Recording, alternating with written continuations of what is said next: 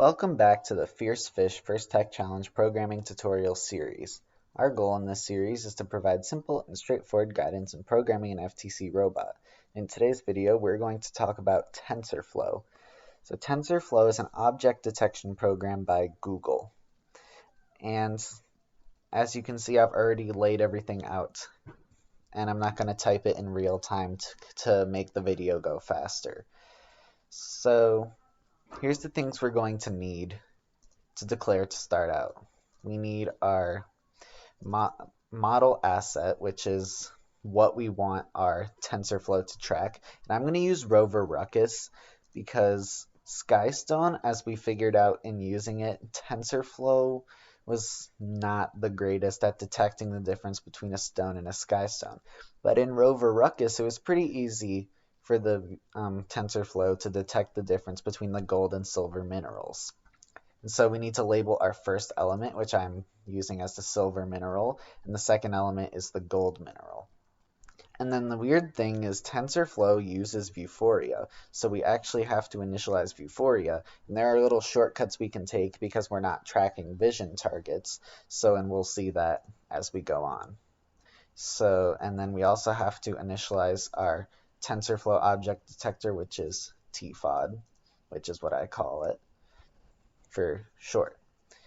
And then Vuforia init. Let's go look at that now. Vuforia init.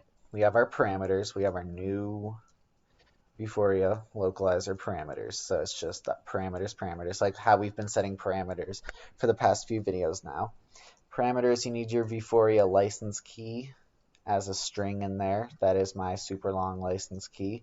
And then we need to set the camera direction. On the phone, I set it to back, but you can also set it to front as well. I'm just going to leave it at back. Back actually works better, but you can use the front as well. And then we need to create our Vuforia with the parameters.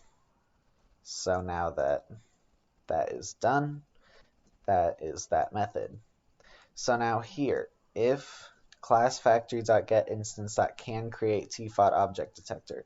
Here's the thing, because not all devices can create their TensorFlow object detectors. Typically, FTC devices can, but you still got to check anyways.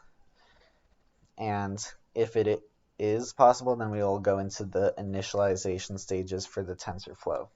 If not, I put a little telemetry message that says your device is not compatible with this small smiley face, or not a smiley face, a frowny face.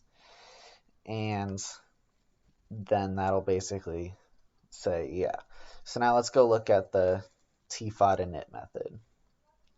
Okay, so here we have to declare an integer, which is our monitor view ID, and that is done like so. Hardware map.appContext.getResources, that's a class, .getIdentifier. And the identifier is just TFOD monitor view ID. The type is an ID, and then hardware map.appContext.getPackageName. Now that is a lot in this, and you might not completely understand what's going on, but the monitor view ID is essential to getting the preview on your screen, and it's essential for the program to get a initial initial something of what it's looking at. So that's just done like that. I'll scroll through it slowly again so that you can see that. Okay.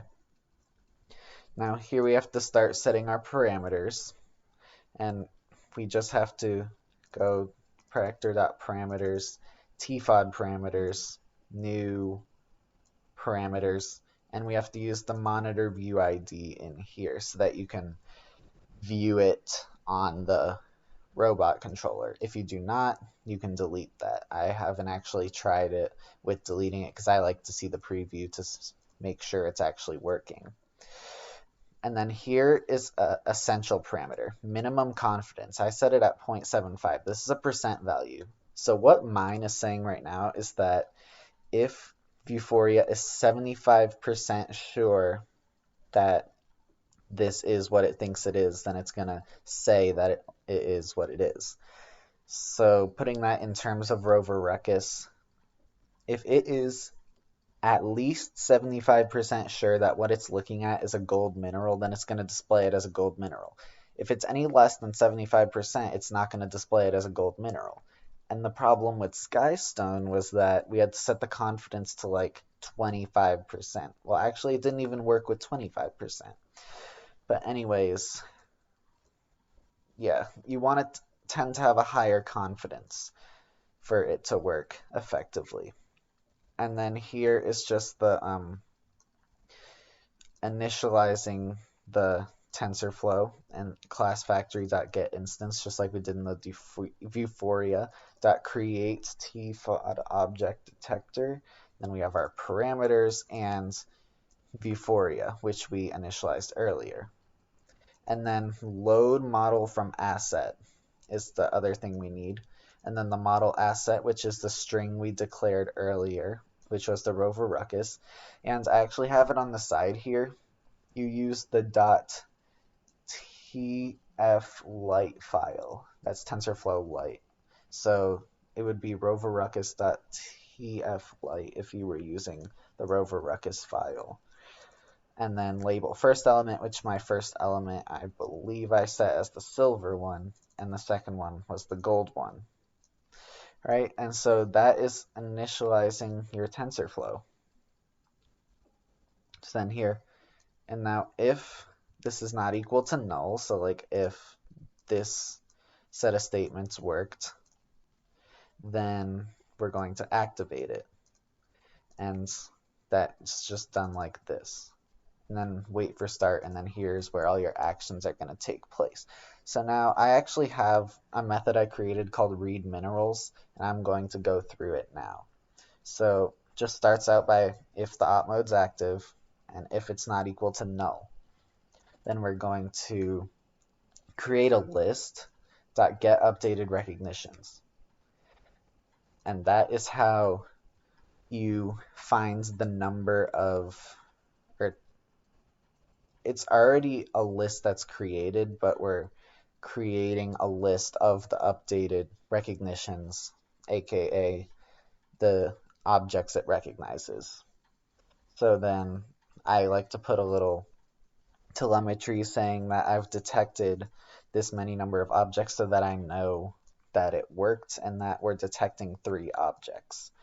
And then if it's equal to 3, which it should be, but if depending on where your camera is mounted, if you can only view 2, you're going to have to adapt this for 2. But if you have your camera mounted up high where you're looking down on the minerals and you can see 3, that's how that would work. But anyways, I just start out by setting them to -1 so that they can't be used for anything right now. And then for this is a list item, so like all of the elements in this list, it's going to do that. So if it's the second element, aka if it's a gold element, then it's going to get left. And what get left is the distance. And I'm not sure what unit it uses, but it's the distance from the left of the screen that the mineral actually is, or the object actually is. So it does that for all 3 of these, and we're going to see why that is important coming up. Okay, and then if they're not equal to -1, meaning that they've all been established, then we're going to go here. Let's start with looking at this one. If gold x is less than silver 1x, which means the first silver element closest to the left, if the gold is there, and the gold x is less than the silver 2x. So basically that logic is saying if gold is at the very left of the screen. Then I like to put some telemetry that says where it is, and then here's where you would do your things. I like to create a method, like say the method was called gold left. And then in that method it will have all my movements and stuff that I would do. This is just your finding your ground in here. Then else, if the gold is greater than the first silver mineral at the left and the gold is greater than the second one, meaning with this logic that the gold is at the right, then this happens, and then else it's in the middle and that happens. And that's that method. So you could also apply the lights to it so that you know, without even looking at the driver station, what actually happened with the detection and the things like that. So here's for like Rover Ruckus, you got to give it like a second to land before you can do your sampling and like looking, because you got to let the TensorFlow give it like a second, maybe even less than a second, and it should be able to update. Now, unfortunately, I can't show you this in action because I do not have any game elements in the location that I currently am. So I hope this tutorial was able to teach you enough about initializing TensorFlow and how you could possibly use TensorFlow, how I used it in the Rover Ruckus, and maybe how it can be used in the upcoming season. And so that's going to be it for this video today. And from all of us here at Fierce Fish, we hope you have a great day.